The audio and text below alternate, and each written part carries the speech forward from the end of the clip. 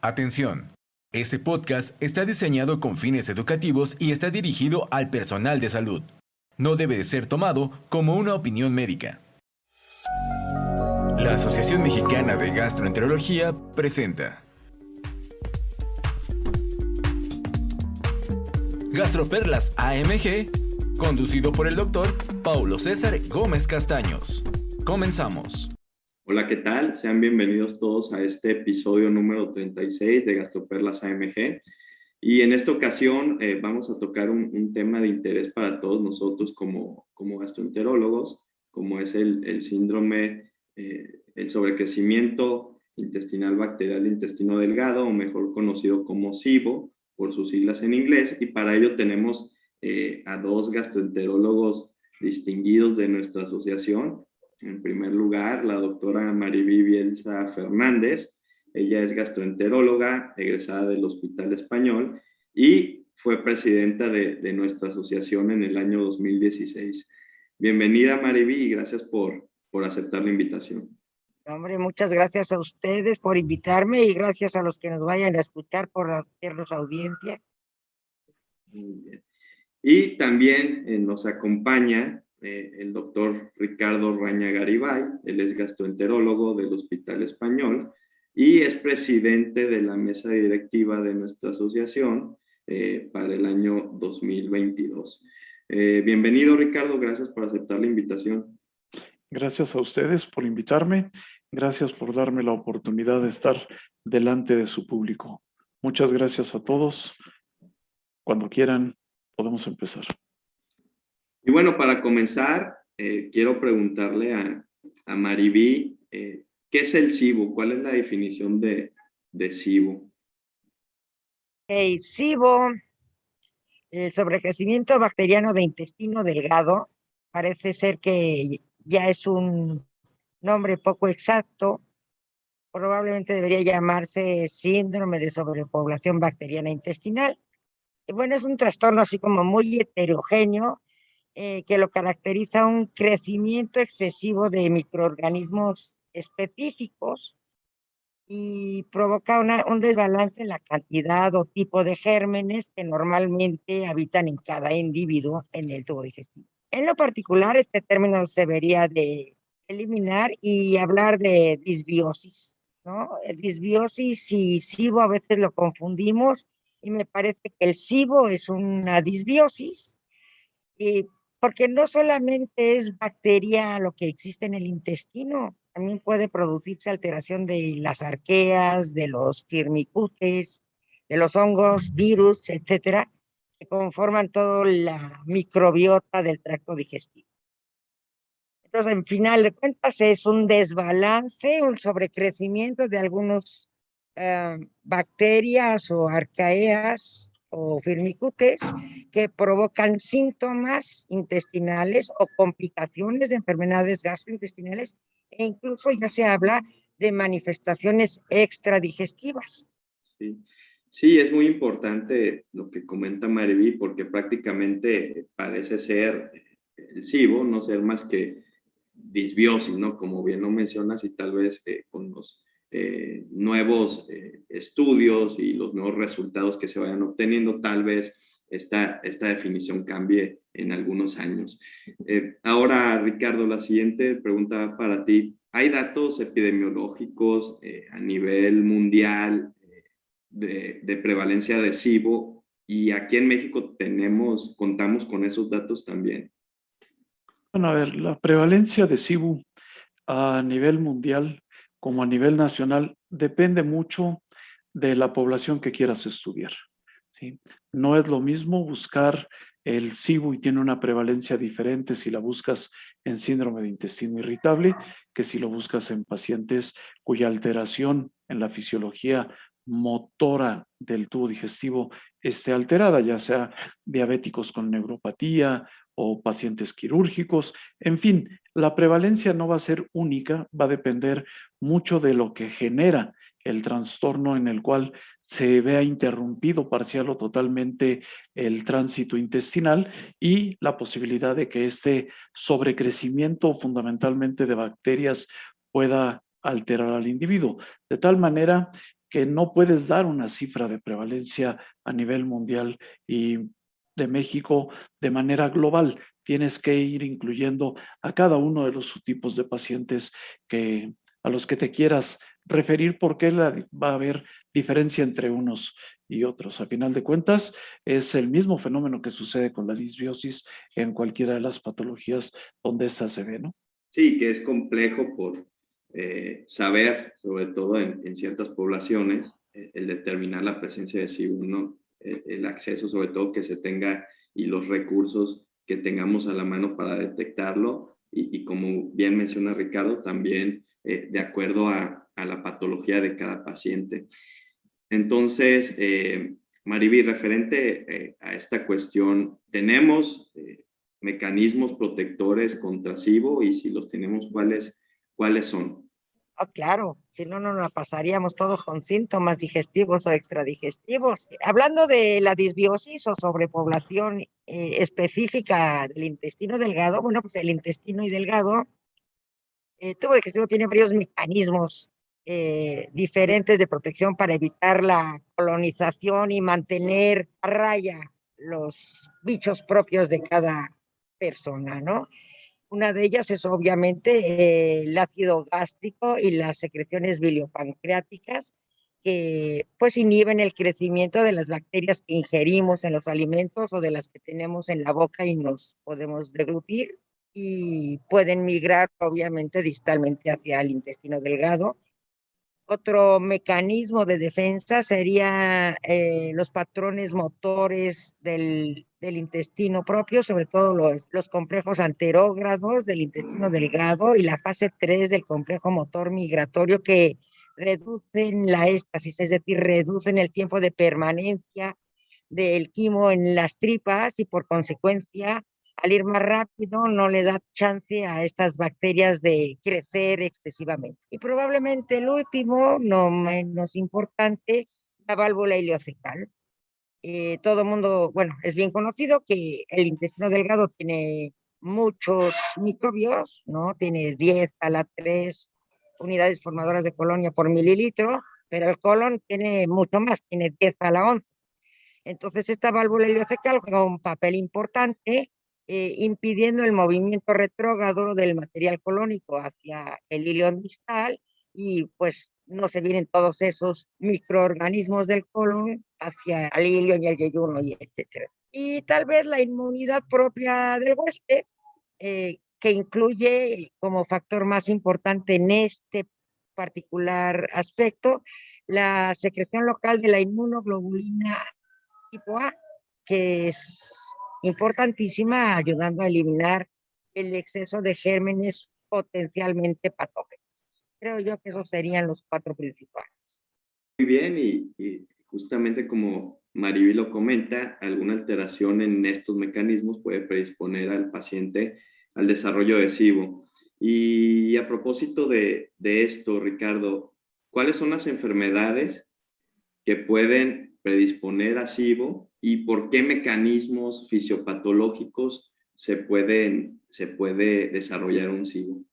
Una de las enfermedades, ya la había yo mencionado, la diabetes mellitus, en especial cuando cursan ya con neuropatía visceral, porque hay alteraciones en el patrón motriz del tubo digestivo y como Mariby ya lo ha estado expresando, bueno, pues hay estasis de el contenido alimentario y bueno, pues favorece la fermentación y el desarrollo de estas bacterias.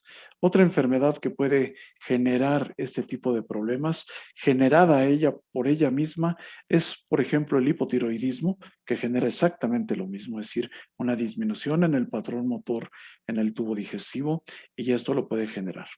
Otras son generadas propiamente por algún acto médico que se haya hecho, por ejemplo, en la funduplicatura, que sabemos que en muchos pacientes tienen alteraciones de la inervación por parte del nervio vago y que va generando alteración en los patrones motores del intestino. Y esto se ha demostrado, incluso en México, se ha demostrado que hay una incidencia mayor de SIBO en pacientes funduplicados cuando se comparan con población normal no funduplicada. Otras enfermedades se ven asociadas al SIBO, pero que no necesariamente son el origen del mismo, sino podría ser un círculo vicioso entre las dos enfermedades, y el ejemplo más claro es el síndrome de intestino irritable, en el cual pues las alteraciones que se generan en esta enfermedad pueden favorecer el movimiento retrógrado de bacterias desde el ciego hacia el intestino delgado, generando el sobrecrecimiento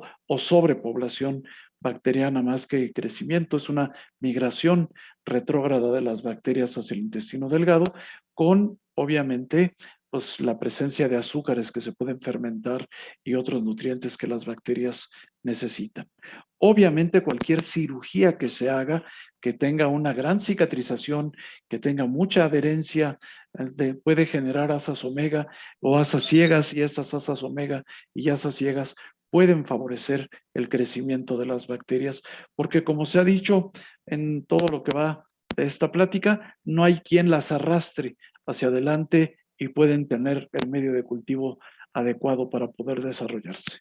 Sí, y un punto interesante que comenta Ricardo, ahora estamos viendo un mayor número de cirugías para obesidad, bypass, gástricos, y eso yo creo que es un factor importante para que el paciente esté predispuesto a desarrollar SIBO. Y a propósito de obesidad, Mariví, ¿hay alguna relación o existen estudios en los que se encuentra una relación entre SIBO y la enfermedad por hígado graso no alcohólico, que es un tema, yo creo que está en boga? Está en boga, sí, el hígado graso metabólico está en boca de todos últimamente, tienes toda la razón. Pues sí hay muchos estudios, básicamente todo es secundario a esta estrecha relación intestino-hígado por la circulación enterohepática, y no sé, en los últimos años muchos estudios han reportado una alteración en la microbiota intestinal en los pacientes con síndrome metabólico, obesidad y en enfermedades crónicas del hígado. Y hay dos vertientes. Uno, la obesidad es un estado proinflamatorio, cada vez se demuestra mejor esto, y esto hace que haya también inflamación intestinal y haya fuga, fuga de bacterias, traslocación bacteriana hasta hacia la circulación porta, y entonces también contribuir como un segundo disparo, un segundo shock, ¿no?, para desarrollar la enfermedad hepática metabólica. La translocación bacteriana y la esteatosis hepática ha sido estudiada en muchos países y publicada, yo creo que desde hace por lo menos 10 años. Y bueno, dice que esta translocación bacteriana y la esteatosis hepática van de la mano. La microbiota intestinal afecta la absorción de nutrientes y la homeostasis de energía. La alteración en la permeabilidad intestinal puede favorecer el paso de compuestos bacterianos o de bacterias mismas a la circulación portal, provocando un estado inflamatorio hepático, o inclusive hacia la circulación sistémica, provocando un estado inflamatorio sistémico característico del síndrome metabólico. ¿Qué fue primero, si el huevo o la gallina? No te lo puedo decir, pero bueno, el hecho es que sí, en la actualidad, un número creciente de estudios indican que hay una estrecha relación entre la disbiosis y las enfermedades metabólicas, específicamente el hígado graso metabólico. Sí, muy bien. Y la siguiente pregunta también va en relación a lo que comentó Mariví, Ricardo.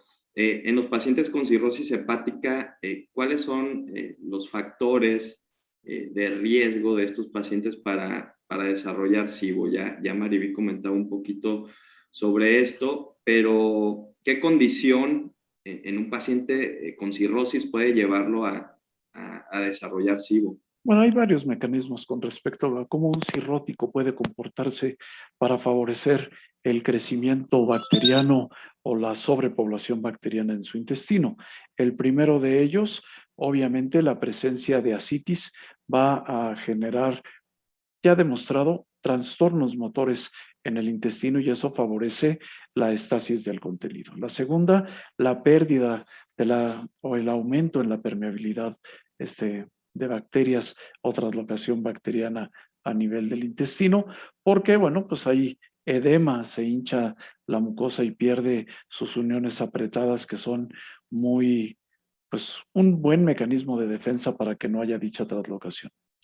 En tercer punto, bueno, pues la presencia de alteraciones en la microbiota propios de la dieta del cirrótico, que pueden no necesariamente tener todos los nutrientes que se necesitan y pierde la estabilidad de esa microbiota, es decir, entra en un fenómeno de disbiosis, donde hay nuevamente facilitación por la translocación bacteriana para que esto se pueda seguir generando. El cambio en la microbiota intestinal es importante porque uno de los mecanismos de protección que tenemos habitualmente es la producción de antibióticos naturales por parte de la microbiota o por algunos tipos de bacterias dentro de la microbiota que son los que favorecen que no haya un crecimiento excesivo de estas bacterias. En la presencia de un sistema proinflamatorio exacerbado por la misma alteración de la cirrosis puede generar también una sobreexpresión de inmunoglobulinas a nivel de la mucosa y eso favorecer que haya más disbiosis y obviamente más migración de bacterias, etcétera. Muy bien, Ricardo.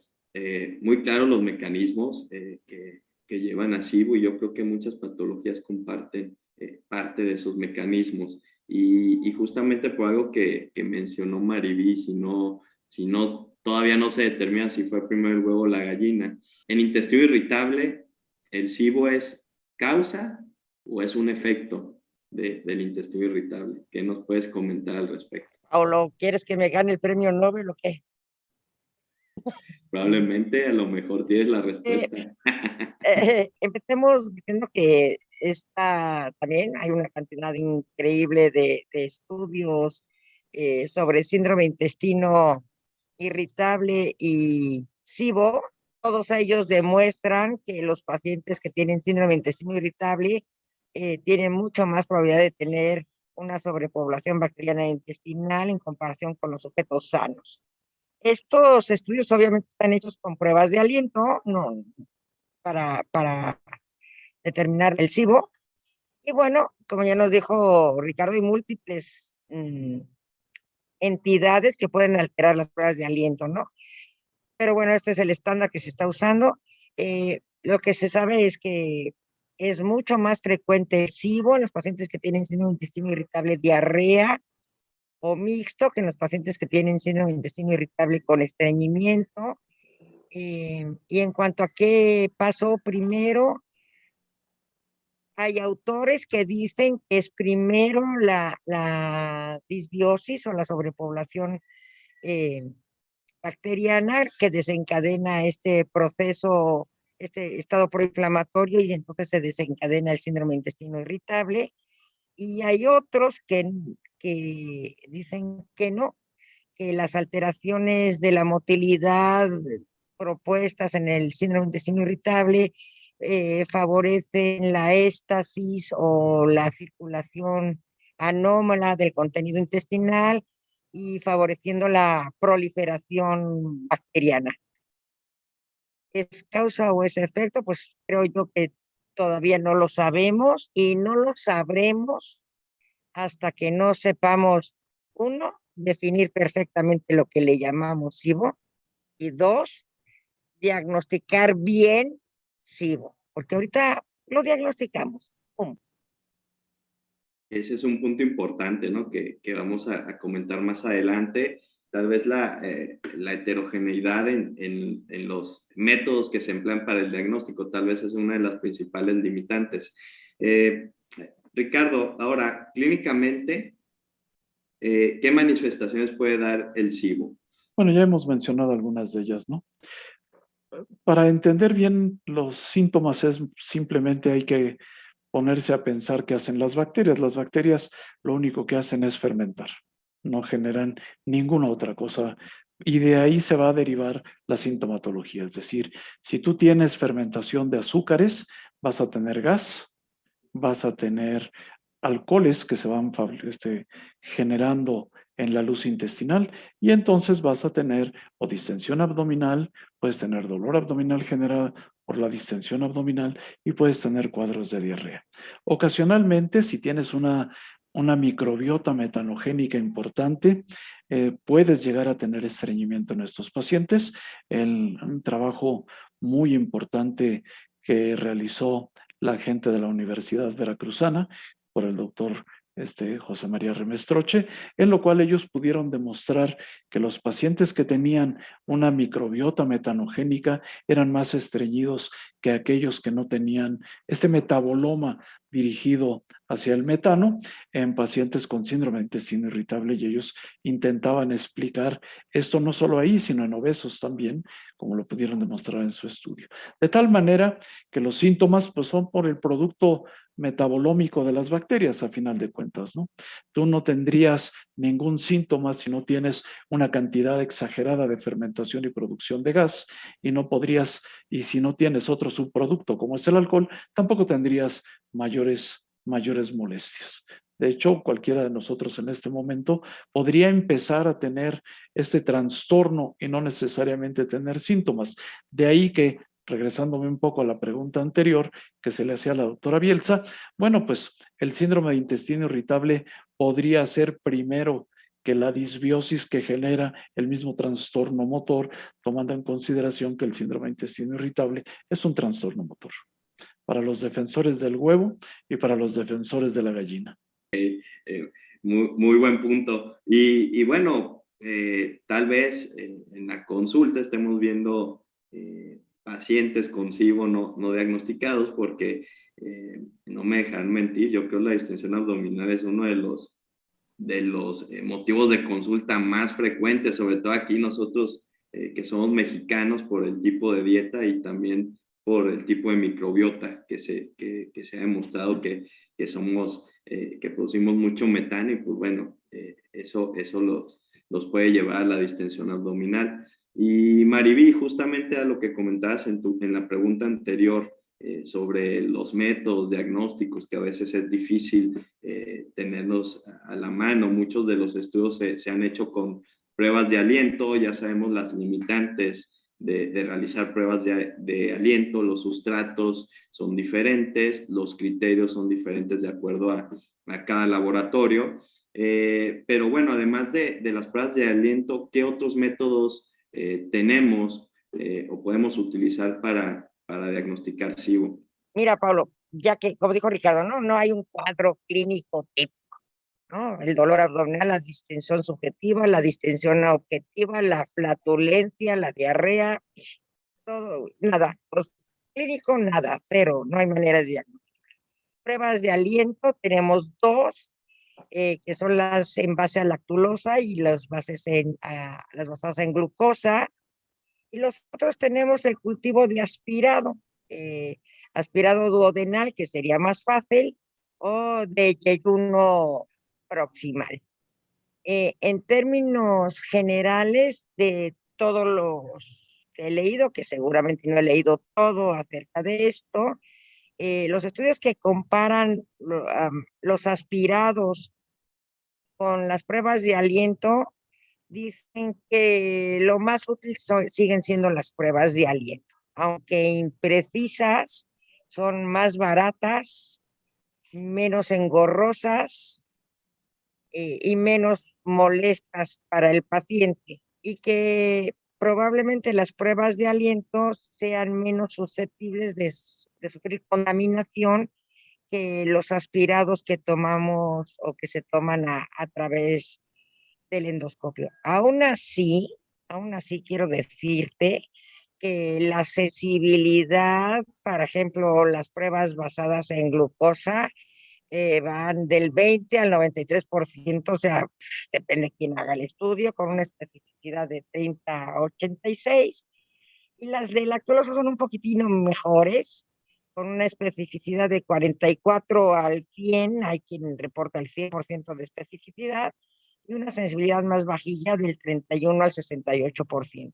Y esto, bueno, si tú hoy te estoy estudiando, pero decidiste que saliste a correr y comiste verdura y mañana te haces la prueba de aliento, tu tránsito intestinal no va a ser tu tránsito habitual y entonces esto puede alterar todas las pruebas de aliento. En fin, no hay una definición o un consenso para los valores de corte, ni para los cultivos, ni las pruebas de aliento. Los estudios de metagenómica son extraordinariamente caros y no los hace cualquier hijo de vecina. Entonces, pues ahorita, de perdidos al huerto, hijo, y a cortar manzanas, lo mejor que podemos usar es las pruebas de aliento. Sí, y pues es lo que tenemos más disponible, es lo más práctico, justamente, y bueno, someter a un paciente a un procedimiento invasivo, someterlo a anestesia para, digamos, para obtener un aspirado Sí, yeyunal, pues es algo, digamos, poco práctico, ¿no? Y riesgoso. caro y todo. Exactamente, entonces, por eso lo que comentaba Ricardo al principio, ¿no? De los estudios epidemiológicos, es muy complejo realmente realizarlos y por eso no tenemos tanta información acerca de ello y los diagnósticos los hacemos prácticamente basados en síntomas o en cada paciente, ¿no?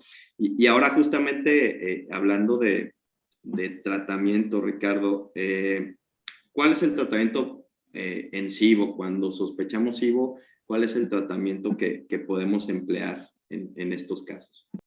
Tú puedes optar por dos opciones. La primera es ir a buscar al que genera los síntomas, es decir, a la bacteria. Y entonces, pues tienes varios tipos de protocolos que se han hecho de acuerdo a algunas enfermedades, pero en términos generales el uso de los antibióticos, en particular no absorbibles, son la punta de lanza en el tratamiento. Es decir, puedes usar rifaximina alfa, que es el método, pues, que más eficientemente ha podido controlar el sobrecrecimiento bacteriano, y como en la rifaximina hay muy pocas resistencias, lo puedes estar usando como retratamientos, como se han hecho en síndrome de intestino irritable y distensión abdominal en los famosos protocolos TRAIL, donde hay el 1, el 2 y el 3 para intentar manejar a las bacterias en estos pacientes. Puedes optar, la segunda opción es no tan fácil, que es resolver la causa que generó el sobrecrecimiento bacteriano o sobrepoblación bacteriana, como le quieran llamar. Y es, bueno, pues si tienes un proceso quirúrgico que altera la motilidad, pues intentarlo resolver. Es decir, ir por las adherencias, ir por las asas ciegas, ir por aquel remanente que dejaste mal hecho y rehacerlo para ver si puedes manejar mejor la situación de estar teniendo estos sobrecrecimientos bacterianos. Hay enfermedades que no vas a poder hacer mucho, como la neuropatía diabética, en la cual, bueno, pues puedes intentar el uso de algunos moduladores intestinales como procinéticos, intentando ayudar a tener un mejor arrastre de las bacterias, además de estar usando antibióticos no absorbibles. Pero en términos generales, tú tienes dos opciones. Uno, o usas las bacterias o la microbiota blanco a través de uso de antibióticos, o la más difícil, intentar corregir las alteraciones mecánicas que se hayan producido en este paciente. Ricardo, ¿qué con los probióticos y la dieta FODMAP? Aquí las cosas, volvemos otra vez a lo mismo. Si tú tienes una dieta FODMAP donde intentas quitar los azúcares fermentables, pues a lo mejor lograrías algo en síndrome de intestino irritable, pero cuando tienes sobrepoblación bacteriana en intestino delgado, se van a encontrar la glucosa y la van a fermentar, ¿sí? Entonces, aunque tengas pequeñas cantidades de fructosa porque tú quitaste parte del FODMAP, el paciente va a seguir teniendo síntomas porque se va a encontrar a la fructosa en pequeñas cantidades, a la glucosa de tus alimentos, y vamos a regresar al mismo problema, ¿no? La realidad es que aquí la dieta FODMAP se podría utilizar muy poco. Segundo, tú tienes probióticos y aquí el problema viene, ¿qué probiótico? No cualquier probiótico sirve para eso. Todo. Si usas el probiótico genérico, que la gente que va a estos centros comerciales y a tiendas departamentales y se compra verdaderamente Rotoplas traen unos tambos de este tamaño de probióticos, pues esos probióticos, como no son cepa específico, pues lo único que van a hacer es más fermentación. Entonces, en lugar de ayudar, vas a empeorar la situación. Entonces, yo no recomendaría los probióticos como parte del manejo propiamente del síndrome de sobrecrecimiento, de sobrepoblación bacteriana, porque no hay un probiótico que se dedique verdaderamente a competir o a generar antibióticos creado por la industria que pueda reducir la cantidad de bacterias que hay en estos concentrados laguitos que se van haciendo a nivel del intestino delgado y que van favoreciendo precisamente la fermentación de las bacterias que ahí se acumulan. De tal manera que el antibiótico termina siendo pues la herramienta de primera elección, ¿no? Sí, sin duda, de acuerdo con Ricardo, el antibiótico no absorbible sigue siendo la piedra angular del tratamiento y lo ideal sería corregir el problema de base, pero en muchos de los casos esto no es posible. Ya para terminar, Mariví, si nos gustas dar tus puntos claves acerca o gastroperlas, acerca de SIBO. Uno, saber que existe, porque hay que buscarla y diagnosticarla cuando es necesario. Dos, lo contrario, no sobrediagnosticar SIBO y todo paciente que tenga flatulencia, distensión y diarrea decir que tiene SIBO. Tampoco hay que caer en ese simplismo. Y bueno, creo que tal vez lo más relevante para mí ahorita, en este momento, es que no hay un estándar de oro validado para diagnosticar y definir SIBO, que la sensibilidad y la especificidad para las pruebas de aliento, que son las más, que tenemos más a la mano para el diagnóstico, son muy variables, te digo, varían de 30 a 100%, de 40 a 100%, entonces tampoco está estandarizada la prueba. Y bueno, que estemos pendientes de lo que va saliendo porque es un campo que está publique y publique y publique y espero yo que en un punto cercano tengamos una herramienta para un diagnóstico y mejor y poderlo manejar adecuadamente.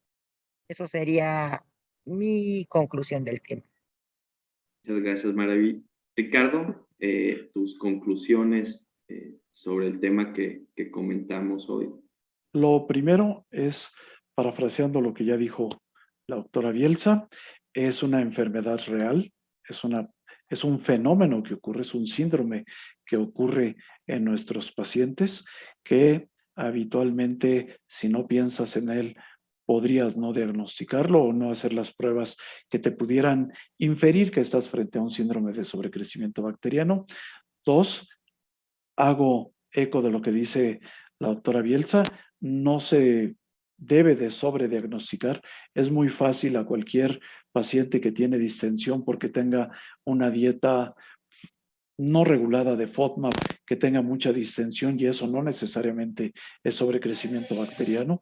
Tenemos que aprender a reconocer las cosas para poderlas tratar. Y aunque muchas de ellas se tratan con el mismo armamento, es decir, el antibiótico no absorbible, no necesariamente pueda ser un síndrome de sobrecrecimiento bacteriano.